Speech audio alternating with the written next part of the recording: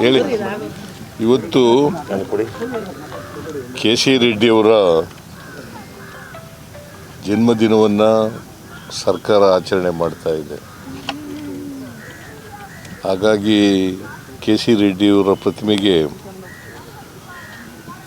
ಅವರು ಹೂನಾರ ಹಾಕಿ ಅವರನ್ನು ಗೌರವಿಸ್ತಕ್ಕಂಥ ಸ್ಮರಿಸ್ತಕ್ಕಂಥ ಕೆಲಸವನ್ನು ಸರ್ಕಾರ ಮಾಡ್ತದೆ ಅಂತಕ್ಕಂಥ ಮಾತುಗಳನ್ನು ತಮಗೆ ತಿಳಿಸಲಿಕ್ಕೆ ಬಯಸ್ತೇನೆ. ಕೆ ಸಿ ರೆಡ್ಡಿಯವರು ಸ್ವಾತಂತ್ರ್ಯ ನಂತರ ಮೊದಲನೇ ಮುಖ್ಯಮಂತ್ರಿ ಆಗಿದ್ದಂಥವರು. ಅವರು 5 ವರ್ಷಗಳ ತುಂಬಿದ ನಂತರ ಸಂವಿಧಾನ ಜಾರಿಗೆ ಬಂದು ಮೊದಲನೇ ಚುನಾವಣೆ ಆಗ್ತದೆ.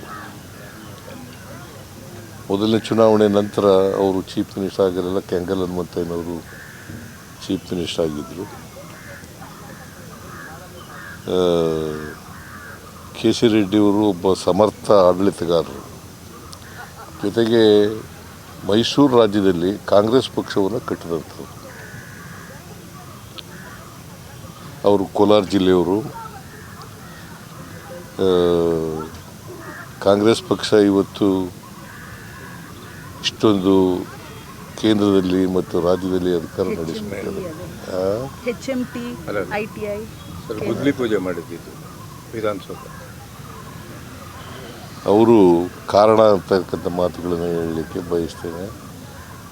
HMT, ITI, ಇಸ್ರೋ ಅವೆಲ್ಲ ಇವತ್ತು ಕರ್ನಾಟಕಕ್ಕೆ ಬರಬೇಕಾದ್ರೆ ಕೆ ಸಿ ರೆಡ್ಡಿಯವ್ರ ಕಾರಣ. ಕೇಂದ್ರದಲ್ಲೂ ಕೂಡ ಕ್ಯಾಬಿನೆಟ್ ಮಿನಿಸ್ಟರ್ ಇಂಡಸ್ಟ್ರಿ ಆಗಿದ್ದರು.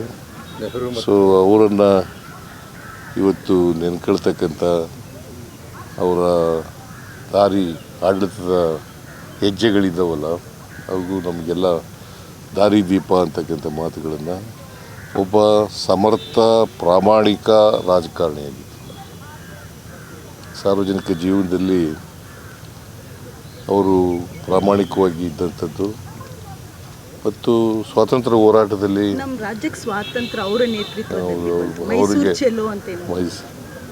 ಅವರು ಸ್ವಾತಂತ್ರ್ಯ ಹೋರಾಟದಲ್ಲಿ ಭಾಗಿಯಾಗಿದ್ದಂಥವರು. ಅವರನ್ನು ಇವತ್ತು ಸ್ಮರಿಸ್ಕೊಳ್ತಕ್ಕಂಥ ಕೆಲಸವನ್ನು ಮಾಡ್ತಾಯಿದ್ರು. ಅವರ ಆತ್ಮಕ್ಕೆ ಚಿರಶಾಂತಿ ದೊರಕಲಿ ಅಂತೇಳಿ ನಾನು ಪ್ರಾರ್ಥನೆಯನ್ನು ಮಾಡ್ತೇನೆ. ಅವರ ಆಡಳಿತ ನಮ್ಮೆಲ್ಲರಿಗೂ ಕೂಡ ಮಾದರಿಯಾಗಲಿ ಅಂತಕ್ಕಂಥ ಮಾತುಗಳನ್ನು ಬಯಸ್ತೇನೆ.